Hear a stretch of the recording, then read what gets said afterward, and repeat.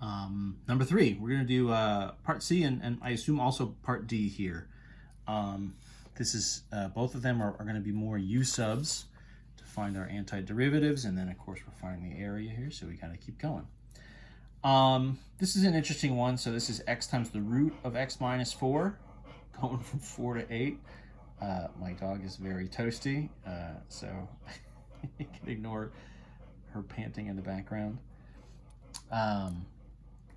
So this is square root of x minus 4 times x. We've said anything under a root makes a good u. So let's just start with there before we get too far into this. Let u is x minus 4. That means du dx is just 1, right? So then we get this dx is, du over 1. We get this kind of trivial u substitution. So what happens? So if we start to plug this stuff in, go 4 and 8 here, right?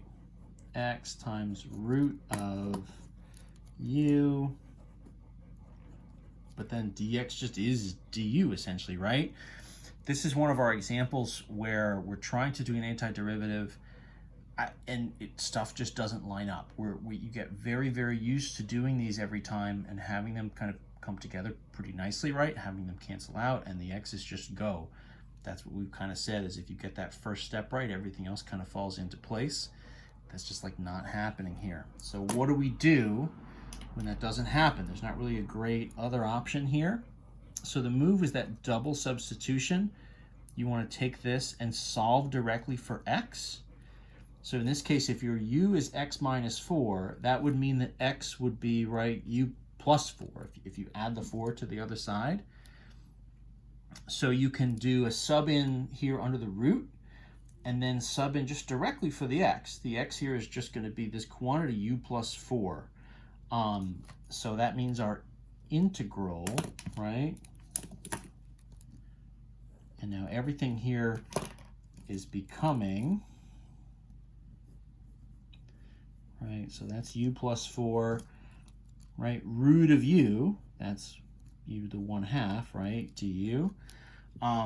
What are the boundaries here? I guess let's just kind of do everything at once.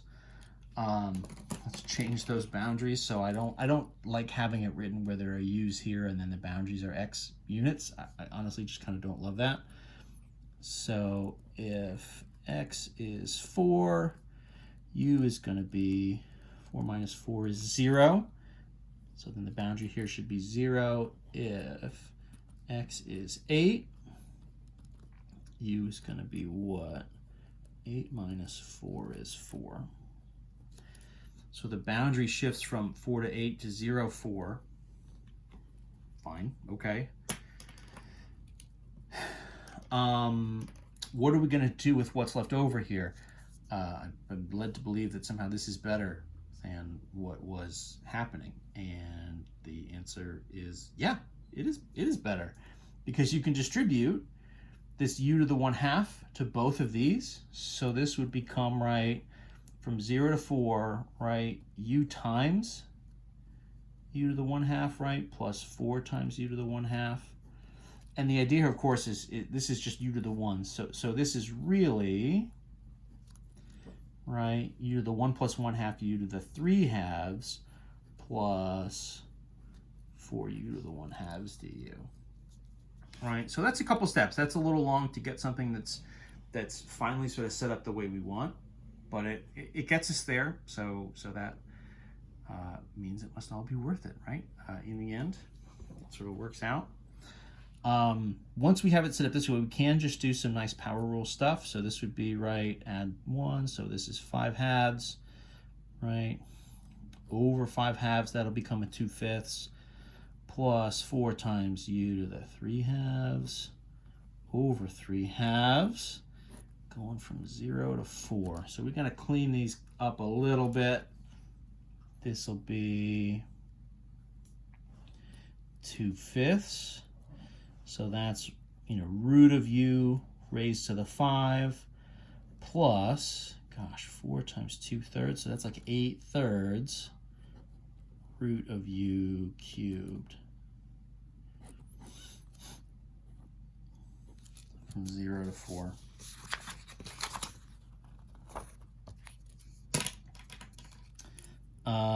What is this? 8/3?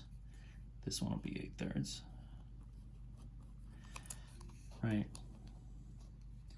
So when I get that, and then I start to sub it in, 4 goes in, 0 goes in, the 0 goes in, and actually going to make everything 0. So that's nice.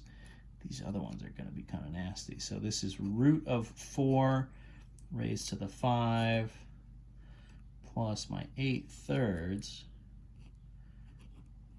root of 4 cubed minus, subbing in zeros, root 0 to the 5 plus 8/3 root 0 cubed. So the back half there is all zeros at least, right? That'll be 0 and that'll be 0. So that's cool. Root of 4 is 2. Oh gosh, what the heck is 2 to the 5th? 16 is 2 to the 4, so 32. 2 times 32 over 5, so that's like a 64 over 5, plus 8 over 3 times root of 4 is 2. 2 cubed is 8. Oh, that's interesting. 64 to the 5 plus 64/3, right? Minus 0 minus 0. This dang thing's going to take up the rest of this page, huh? 64 over 5 plus 64 over 3. Oh boy, I really don't love having to two common denominators here, 5s and 3rds. This is where these start to just get a little annoying. You know, stuff is no fun when even the professor is like, I don't really feel like doing this. We need over 15, right? So this would be times 3 and 3. This would be times 5 and 5. Boy, what the heck is 64 times 3? 60 times 3 is 180 plus 12, so it's like 192 over 15. 64 times 3, well, 64 times 5. 60 times 5 is 300. 4 times 5 is 20. So that's 320 over 15. 192 plus 320. What in the world is that going to be? If it was 200 plus 320, that would be 520. 192 is 8 fewer than that. Did I just say 820? It would be 520 minus 8. So that's like 512 over 15.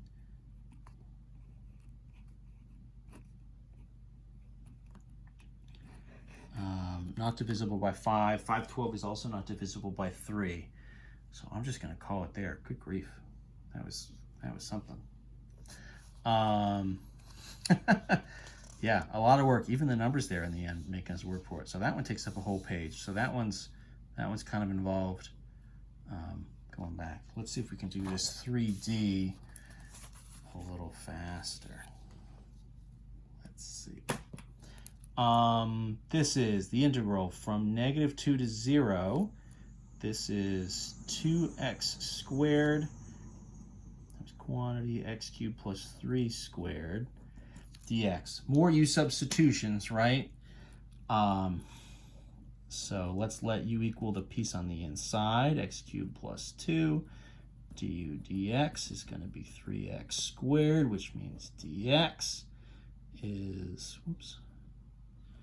du over 3x squared, right? Those are my subs. Let's change the bounds too while we're here. So if x is minus 2, u is going to be what? Minus 2 cubed plus 2. That's like minus 8 plus 2 is minus 6. So that's minus 6. If x is 0, u is going to be 0 cubed plus 2 is 2. Okay, that's interesting. So those boundaries kind of spread out a little bit relative to what they were. 2x squared is here. Our u, right? We're subbing it in, so that's u to the 2. du is over 3x squared, right? So the x squareds are going to go. The 2/3 is kind of there hanging out. 2/3, -6 to 2, u to the 2 du. Antiderivative, 2/3 along for the ride. U cubed over 3, so that's like a 2u cubed over 9. From -6 to 2. Man, these numbers just like not the best. 2u cubed over 9. -6 to 2. Oh, good grief, what the heck is -6 cubed gonna be? Oh, I think 6 cubed is like 216. I might be sneaking over to my calculator here in a minute. No reason to try to show off. 2 goes in. 2 times, right? 2 cubed over 9 minus 2 times -6 cubed over 9. 8, right? Times 2, so that's 16 over 9 minus, you know it's 216, right? Because 6 squared is 36. 6 times 30 is 180. 6 times 6 is 36. 180 plus 36 is 216. So 2 times, oh, but then you got to multiply that by 2. Oh my God. 2 times -216. I'll write this out.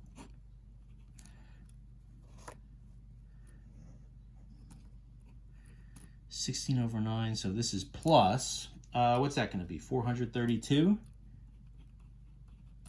over 9. See, no problem, no problem. 432 plus 16, 448 over 9.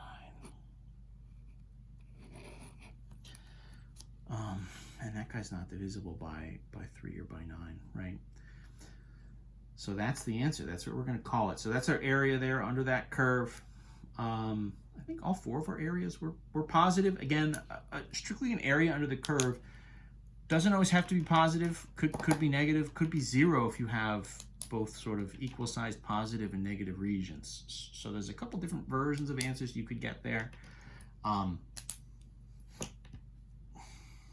Just kind of by the nature of these problems, they all end up being positive. But if you end up with a negative or even a 0 there, that's all possible. You know, as always, double check your work. But just because it's an area, right, it's representing a region. You know, it's a region on the plane. So stuff that's underneath the axis is going to count as negative area, and so you can get a positive or a negative or 0 area for these integrals. So watch out for those. All right, we'll see you in the next video for question number 4.